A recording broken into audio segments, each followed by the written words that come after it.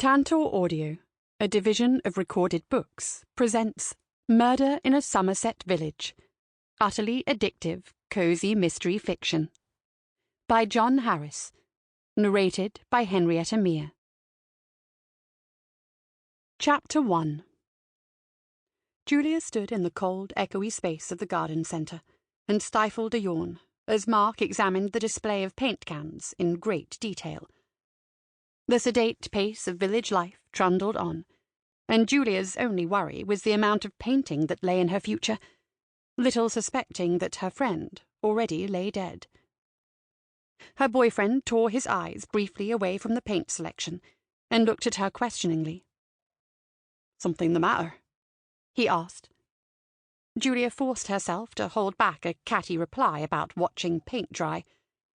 Owning a bookshop was, after all, her dream, even if he'd been keen to see it happen, and he'd already sunk large amounts of money and effort into renovating the old library, far beyond what she could ever reasonably have asked of him. She managed to smile instead. "No, all fine," she said. Mark returned the smile, and then picked up 2 cans of paint, which, as far as Julia could tell, were completely identical, and held them side by side, comparing them. Dating a painter had its pros and cons. A wistful sigh escaped Julia's lips, but luckily Mark didn't notice. "Pass me one of the quick dry ones, would you?" Mark asked, indicating them with a nod of his shaved head, but without removing his eyes from the paint. Julia reached for the paint, stretching as high as she could, but her fingertips only grazed the bottom of the tin. "I can't reach," she said. Mark placed one of the tins he was holding back on the shelf and looked over. "Sorry, I forgot you were short," he said. "I'm not short. I'm petite," Julia said curtly. "That's just French for short," Mark said. Julia didn't know if that was true or not, so she left Mark to examine his paint.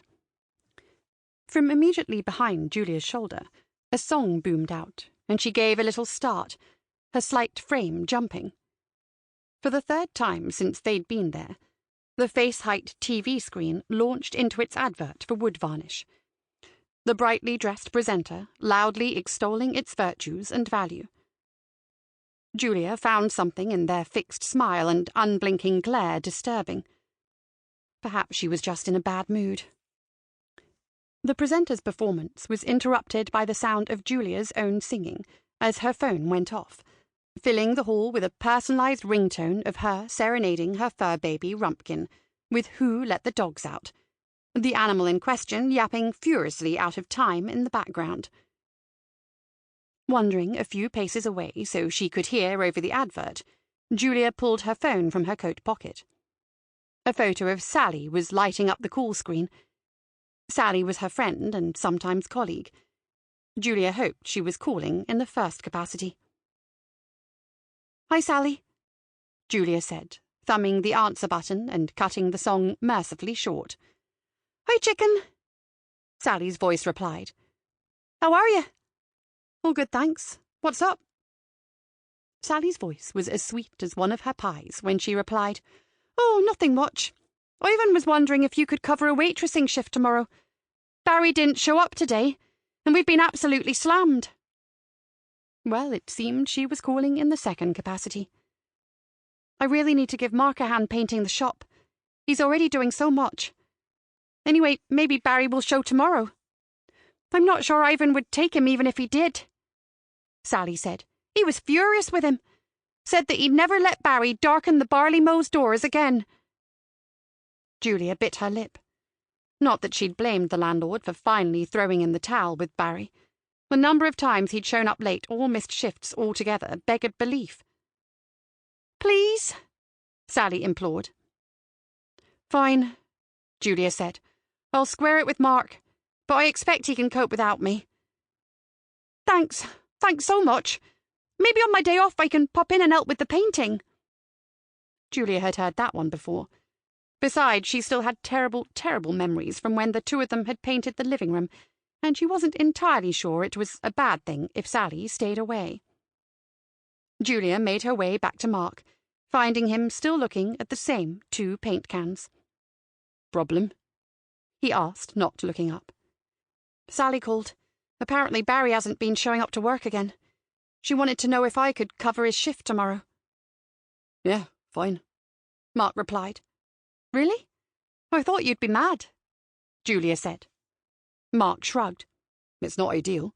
We've still got plenty of time to get the shop sorted, though, and the extra money might help." Julia peered at the price tag on the paint cans and silently agreed. With that, Mark deposited both cans of paint into the already heavily laden trolley and began hauling it behind him, past a stack of discounted goods that hadn't managed to sell over Christmas, in the direction of the exit. "You know, Barry only lives round the corner from here," Julia said.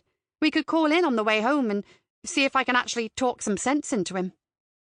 "Good plan," Mark agreed.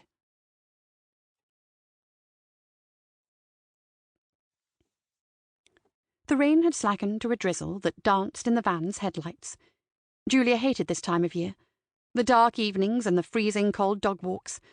And to make it even more miserable, dead Christmas trees lay discarded in front of houses, waiting to be collected. She was so wrapped up in sombre contemplation of them that she almost missed the turning for Barry's house.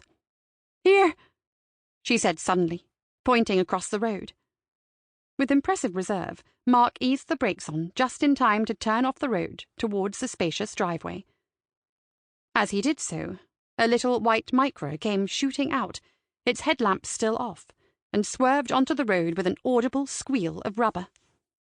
Mark swore and pumped the brakes harder this time, sending both him and Julia roughly forward into the grasp of their seatbelts. The car behind Mark gave an angry hoot at the Micra as it veered over the central line before disappearing out of sight around the bend. Mark gave a few more choice expletives as he guided the van steadily up the driveway and then came to a halt. He glanced over at Julia. "Are you okay?" he asked. Julia just nodded a reply. After a couple of traumatic experiences with cars in the months prior, she'd become easily unsettled in traffic. She found driving nerve-wracking and constantly tried to hit a phantom brake pedal when she was a passenger. "Yes," she said eventually, as her heart rate settled down. "I'm sure the drivers are getting worse around here, though." "You might be right," Mark said. He nodded towards the house. Twin rows of ankle-height outdoor lights picked out the path to the front door. "I'll wait in the van if that's all right." "Sure," Julia said, unbuckling herself and stepping down into the spitting raindrops. As she swung the door of the van closed, she heard the muffled sound of Radio 5 Live as Mark switched the radio on. Julia hurried up the brick paving towards the house. It was a large, detached place, set far enough back from the main road that it was shielded from the worst of the traffic noise. Barry didn't live in the main house, but in the small annex that had been built about 20 years ago for some now-departed relative of the owners. Julia had only been once or twice before, sent at Ivan's behest to collect Barry when he'd been late for work. She went up to the door for the annex and pressed the little circular light of the doorbell, hearing it go off inside the building. There was no cover, so she hiked her collar up against the falling rain as she waited. When there was no answer, she pressed the bell again.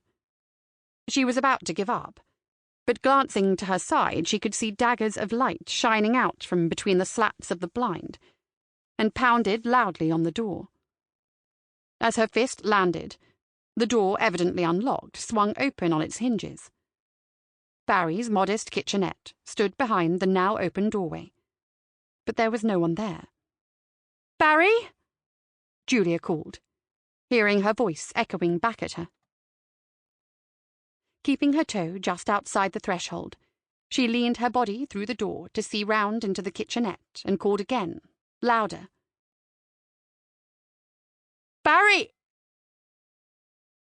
The word subsided in her throat, and she gave a scream, backing away from the door and covering her face with her hands, trying to unsee the grisly sight that she had just been confronted with.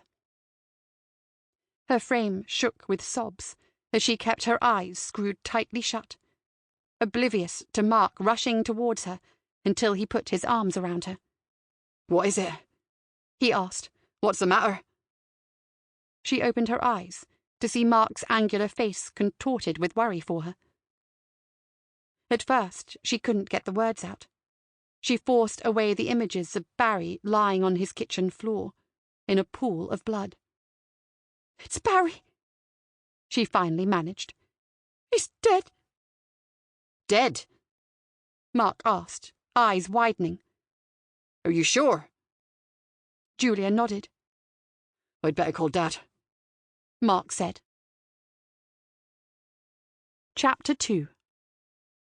Blue lights flashed aggressively, a ghoulish counterpoint to the pixie lamps lining the path. The paramedics were already finishing up. There was little enough they'd been able to do for Barry. But the work of the police was just beginning. A knife in the back could only mean one thing. Mark's dad, Detective Inspector Rhys-Jones, re-emerged from the annex and back out onto the rain-slicked block paving of the driveway. The rain had stopped, although the air was still damp and chill. Despite this, he didn't wear any overcoat. His rather amorphous frame covered only in one of the ill-fitting dark suits that he favoured when he was at work. He made his way over to where Julia and Mark stood at the edge of the property, doing their best to be out of the way, his heavy black shoes making no effort to avoid the puddles as he strode in a straight line towards them. The inspector distractedly wiped through the white bristles of his moustache with the back of one of his index fingers and cleared his throat. A surprisingly sonorous procedure that took no small amount of time. "Yes, well," Jones said in his gentle Welsh lilt, apparently replying to a question that no one had asked. "A rather nasty business, all this. Very nasty indeed, in fact." Neither Julia nor Mark said anything, so Jones cleared his throat once more, produced a small black notebook from his inside jacket pocket, and smartly clicked the top of a pen. "And I gather you were friends with the deceased, Julia?" he asked. He was evidently trying to make himself sound gentle and understanding, but it didn't quite work with his naturally gruff bearing. Julia wiped her eyes, already puffy and red from crying, and gave a sniff. "I've known Barry since school," she said. "He was a couple of years above me, though, and we worked together occasionally at the barley mow. We weren't close exactly, but I was fond of him, in a way." "In a way?" Jones asked, one eyebrow raising. "I mean, he was quite infuriating, lazy, argumentative. But he went out of his way to find Rumpkin on the day he ran off, and wouldn't even take credit for it. That meant a lot to me." Julia shook her head. "Who could have done something like this?" Inspector Jones let the question hang in the cold air. "Maybe it was a robbery gone wrong," Mark suggested. His dad sucked the air in through his teeth. "No sign of forced entry," he said. "If the deceased let his killer into the house, then chances are it was someone he knew." Julia and Mark exchanged an uneasy glance. Julia gave a small shudder. It was hard to think that anyone in such an unassuming and sleepy place as Biddle Rhyne would be harbouring that level of ill will that they could go into someone's home, take a knife, and... Julia cut the thought short. "Well," Jones said, looking down at the scrawl in his notebook, "it looks like the owners of the main house aren't home, so we're unlikely to get anything there, unfortunately. And the neighbours are all a bit far off to have seen or heard much. But I'll get the uniforms to ask them just in case. When did the two of you last see Barry?" "Last night," Julia said, and Mark nodded his agreement. "We were working late, painting the bookshop, and he stuck his head in after he finished his shift." Jones wrote this down. "Did he want anything?" I think he was just wasting time while he waited for the bus." "OK," Jones said. "Now, you say that you saw a car speeding away as you arrived. A white Meire. That's right, Mark replied. Any chance it belonged to the main house here? Jones asked. Not very likely, Julia said. Mark looked up at the rather grand structure of the main house. Agreed, he said. It was rather a beat-up old thing. Jones nodded as he scribbled away at his pad. I'll check anyway. You didn't happen to notice the license plates, did you? Either of you? Julia and Mark both shook their heads. Sorry. It would have been a bit of luck, Jones said. We could keep an eye out for it around the village, Julia offered helpfully. Sure, that would be helpful, Jones said. Julia could tell he was fighting to keep the condescension out of his voice, and gave a sideways glance at his son. Mark gave a little shrug. An old white Nissan Micra. There will be 10 of them in the garden centre car park on any given day. Without the plates, it's a tough ask. Julia took their point, but she mentally resolved to keep a lookout for it anyway. After all, if she hadn't taken it upon herself to investigate after Mrs. White was murdered in the village last year, Jones would never have caught her killer. Well, Jones said, I think that's that. I know where to find you if I need anything more. The inspector gave a rueful smile, but Julia was in no mood at all for levity, and didn't return it. Jones flipped his pad shut with a loud snap, and pushed it back into the pocket where it had come from. I'm sure you'll be wanting to get home. Thanks, Dad, Mark said, and turned to Julia. Come on, let's get you back. Do you want me to stay with you tonight? That's fine, Julia said as they made their way towards the van. I've got Sally and Rumpkin at home. That's plenty.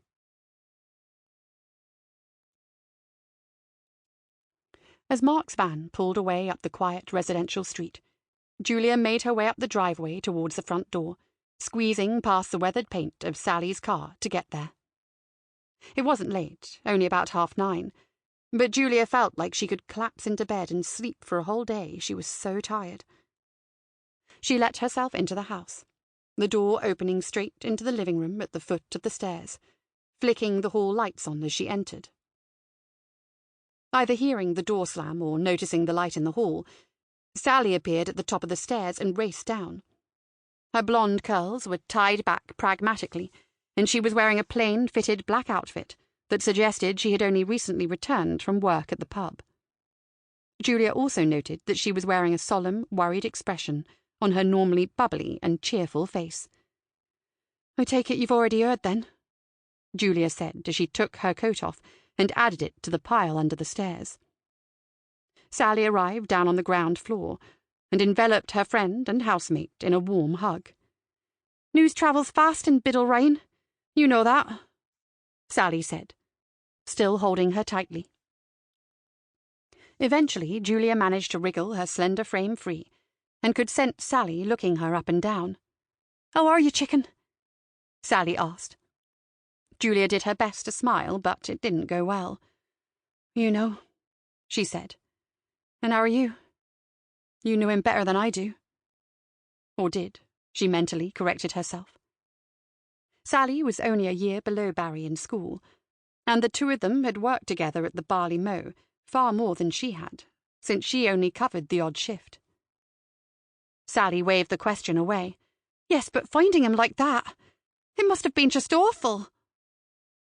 Julia couldn't deny it, so she made a non-committal noise, padded past the sofa, and cast herself down into the armchair, dislodging the book that she rarely found time to read nowadays.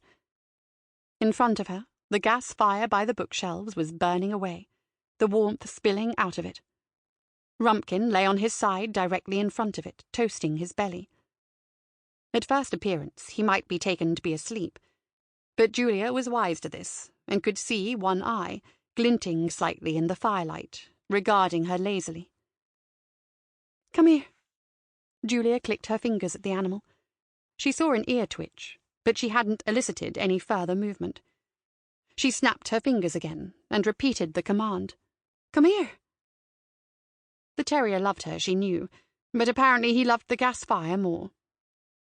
With a protesting wheeze, Rumpkin stirred himself and rose to his feet, loping across a few feet of carpet to Julia, and finally clambering into his mistress's lap, where she gave him some rough but affectionate patting. "I love you," Julia told the dog. Rumpkin gave a woof in reply, which Julia chose to interpret as "I love you too." Sally watched the scene unfolding. "I'm just going to set this washing, and then I'll come back and we can talk," she said, plucking at the hem of her work shirt. "Yeah, throw mine in too, would you?" Julia asked, craning her head back over her shoulder at Sally. "I don't think it ever made the wash from my last shift." Sally scrunched her face up. "No one's expecting you to have to work tomorrow," she said. "Even Ivan isn't that much of a taskmaster, you know." Julia shrugged. "No, that's fine. I want to. I don't want to mope about here by myself with my thoughts. And if I have to look at another can of paint, I might actually scream. I could do with a distraction at the pub. Mark will understand." Sally hesitated a bit before answering. "If you're sure," she said. "I am." "Well," Sally said, "Ivan will be happy to see you at least. We're doubling up the lunch services now, so it's all hands to the deck." "Doubling them up? Why?" Julia asked. But Sally had disappeared into the kitchen, and not long afterwards came the noise of the washing machine spinning. It came gently at first, but soon shuddered into a powerful rattle that shook the whole house. With a little luck, Sally would remember to take the shirts out to dry before the morning. Julia pulled Rumpkin closer and squished down into the chair. She shut her eyes, but despite her tiredness, sleep wouldn't come. She could only think of poor Barry. The inspector said it was probably someone he knew, but who could have wanted to hurt him like that? Ivan wasn't fond of him, and neither were most of the staff at the pub, but not to the extent they'd do something as horrible as that. There was one other name that Julia could think of who might have held a grudge against Barry, but she couldn't honestly believe they'd have it in them to harm him. She'd have to go and speak to them. Chapter 3. The village of Biddle Rhyne, such as it was soon left behind in the rearview mirror as the car headed down the pitted surface of the empty country lane, its worn tyres occasionally finding a pothole or loose stone and sending a vibration up through the vehicle. Julia looked out of the passenger window. On the other side of the deep drainage Rhine, the fields stretched away into moorland. Some of the Rhines around the moors were little more than ruts for the water to run into, but some, like the one running alongside the lane, were a good 4 feet deep, probably closer to 5 after all the rain they'd had this winter. A few careless drivers had discovered the hard way just how deep they could be. Once a few years ago now, someone had even killed themselves by throwing themselves into one of the Rhines at the other end of the village. Julia had always been rather wary of them after that. At any rate, she felt that Sally drove far too close to them. The sun was weak and grey, little more than a smudge on the horizon. In this anemic light, the landscape looked forlorn and gloomy. A few cows plodded along despondently, their hooves sinking into the slush of mud. One of them put its head back and lowed. Even they seemed miserable today. As they rounded the corner, the barley mow appeared from behind the hedging that ran along the other side of the road. The colourful sign of the pub's namesake was barely visible in the overcast sky, since the spotlights were not turned on, but deep, warm light spilled from roughly shaped windows that punctuated the whitewashed walls of the sprawling old coaching inn. Sally continued over the gravel to the side car park, leaving the choicer parking spots for the patrons, came to a halt, and ratcheted the handbrake on. Julia squinted through the mud-flecked windscreen in confusion. "What on earth's going on?" she asked. A few hundred yards away, down at the end of the pub's beer garden, a pair of small diggers were hard at work, their mechanical arms hauling great scoops of mud out of the ground. The last time Julia was here, only a few days before, There had been a swing set there. A decrepit, completely unused and probably marginally unsafe swing set, admittedly, but a swing set nonetheless. And it was a surprise to see the twisted metal frame cast aside in a crumpled heap next to the low wooden boundary fence. "Oh yes, they started on that a couple of days ago," Sally said, turning off the engine and pulling the driving gloves from her hands. The short drive from their house was nowhere near long enough for the car to warm up properly. "With everything that went on, I guess that has slipped my mind." "What slipped your mind exactly? What are they up to?" Julia asked, as the two women stepped from the car and stood on the gravel, watching the pair of diggers adding to their piles of dirt. "Ivan's had the old swings torn up," Sally said. "Well, I can see that. He's turning it into housing." "Really?" Julia gasped. "Mm-hmm." Sally nodded. 4 homes, apparently." Julia couldn't help but think there was a hint of smugness in how Sally drip-fed the information to her. One of Julia's hands moved to her hips, the cold wind blowing in off the moors temporarily forgotten as she stood there, gobsmacked. It seemed incredibly incongruous for houses to spring up here.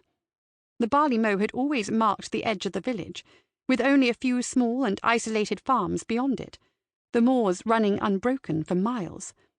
It didn't seem right that there might be a street of homes, even one of just a few houses, with the street lights and driveways and everything else that came along with them. "Come on," Sally said, motioning towards the pub. "We'd better get going or we'll be late." With a last glance towards the building work, Julia allowed herself to drift after Sally. "I'm amazed he got planning permission," Julia said absent-mindedly as she trailed alongside. Sally let out a snort. "You'll have to ask Ivan about that," she said. "What does that mean?" Sally didn't reply. She kept walking, while her face, Julia felt, went deliberately enigmatic. "Just ask him," she said. Julia scowled, watching the curls on the back of her friend's head bounce as she strode ahead and went through the small wooden door of the barley mow. Julia followed her inside, stepping into the snug parlour, which sat separate from the pub's dining room. The ceiling was low, the oak beams making it lower still, although Julia could still stand upright beneath them, just. Broad flagstones underfoot, worn smooth over the years, stretched away to the bar. As Julia hung her coat on the peg by the door, the room felt almost icy cold, and a gust of wind rattled the window panes at that moment, as though to emphasize the point. However, she knew that once the customers started packing in and the fire got going, the pub was going to be swelteringly hot. The door behind the bar at the far side of the room banged open, and Ivan entered, holding a plastic tray stacked precariously with empty pint glasses, still dripping from the dishwasher. A long striped apron protected the starched white shirt underneath that strained against his middle-aged bulk. Noticing his two staff, he set the tray down on top of the bar with a rattle of glass. He looked out of breath and slightly red in the face. Evidently he'd been bustling about as usual in preparation of opening the doors.